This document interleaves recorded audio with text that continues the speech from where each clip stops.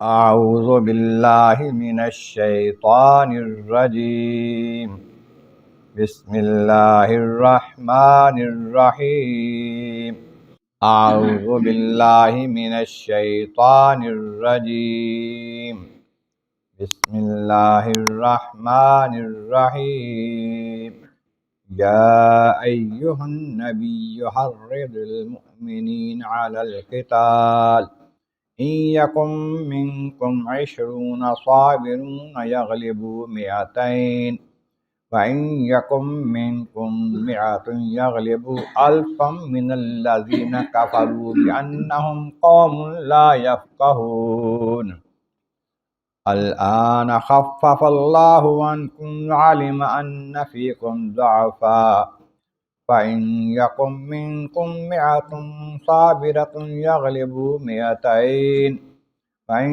يكن منكم 1000 يغلبوا 2000 بإذن الله والله مع الصابرين صدق اللہ العظیم۔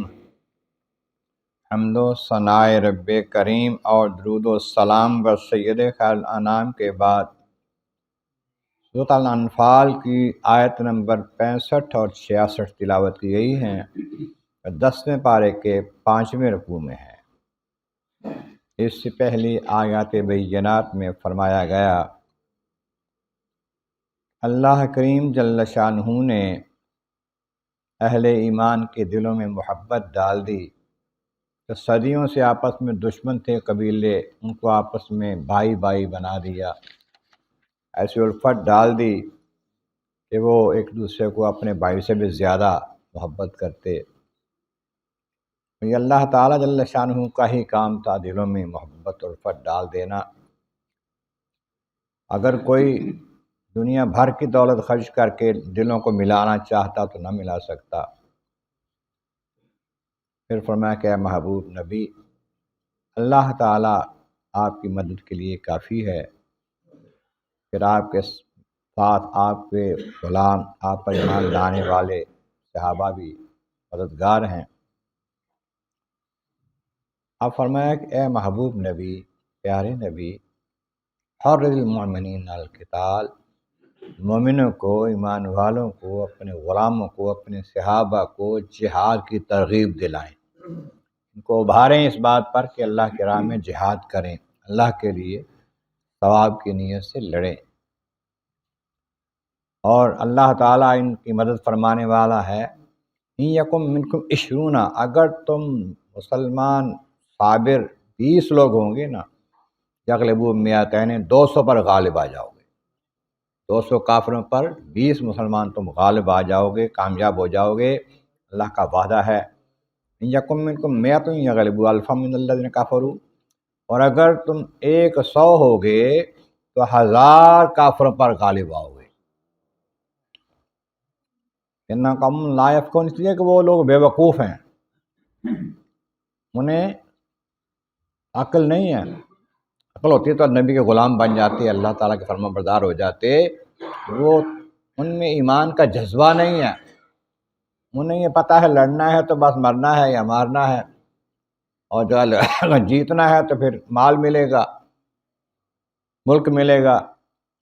لیکن ایمان والوں کو پتہ ہے کہ مرنا بھی اللہ کی راہ میں بڑا عظمت ہے، مارنا بھی عظمت ہے، یا غازی ہوں گے یا شہید ہوں گے، اللہ تعالیٰ کے دین کے لیے لڑنا ہے، اللہ کے نام کے لیے لڑنا ہے، تو وہ جذبہ جو ان میں ہوتا ہے نا، دوسرے میں نہیں ہو سکتا۔ وہ جاہل ہیں، بے وقوف ہیں۔ پھر فرمایا کچھ وقت ہوا تو دیکھا، حدیث پاک میں آتا ہے کہ جب یہ حکم آ گیا نا 10 بندوں پر ایک بندہ غالب ہوگا، یعنی کہ 100 آدمی 1000 کافر پر غالب ہوگا، تو یہ بات واجب ہو گئی اگر 10 بندوں کے ساتھ ایک مسلمان کا مقابلہ ہو جائے تو بھاگے نہیں، بھاگنا جرم ہوگا۔ اب کچھ لوگوں کو یہ محسوس ہوا کہ یہ تو بڑا سخت حکم ہے، 10 کے مقابلے میں ایک کا۔ خالق کائنات نے مہربانی فرمائی، اپنے محبوب کا صدقہ فرمایا الآن خفف اللہ عنکم، اللہ نے اب تم پر نرمی کر دی ہے، تخفیف کر دی ہے، ہلکا کر دیا حکم اپنا۔ وعلم ان فیکم ضعفا، اس واسطے دیکھا کہ تم کمزور ہو، مالی لحاظ سے، جسمانی لحاظ سے، طاقت کے لحاظ سے تم کمزور ہو، تو حکم میں نرمی کر دی، لیکن پھر بھی فَإِنْ مِنْكُمْ مِئَةٌ صَابِرَةٌ يَغْلِبُوا مِئَتَيْنِ، اگر تم میں سے 100 صبر کرنے والے مجاہد ہوں گے نا 200 پر غالب آئیں گے. پھر بھی اب نرمی کر دی ہے تو 10 کی بجائے 2 پر حکم دے دیا کہ اب تم 2 کے مقابلے میں 1 بہت ہو. 100 ہو گئے تو 200 پر غالب ہو گئے. یکم منکم الف یغلبوا الفین باذن اللہ، اگر تمہارے 1000 ہوں گے تو 2000 کافروں پر غالب آئیں گے اللہ کے حکم سے. کیوں؟ اس لیے اللہ مع الصابرین، اللہ صبر کرنے والوں کے ساتھ ہے. اب یہ دوسرا حکم آ گیا، پہلے میں نرمی آ گئی تو حکم یہ ہوا کہ اب اگر مقابلے پر دگنا دشمن ہو تو اس سے بھاگنا نہیں ہے، جرم ہے، اس سے مقابلہ کرنا ہے ڈٹ کر. بہت زیادہ ہو تو پھر تم اگر بھاگ پہ جان بچانے کے تمہیں معافی مل سکتی ہے. اللہ تبارک و تعالیٰ کی بارگاہ عالم اعظم والا کریم، محبوب کریم کا صدقہ قرآن کریم کا فہم اور اعمال صالح نصیب فرما. وآخر دعوانا ان الحمد للہ رب العالمین.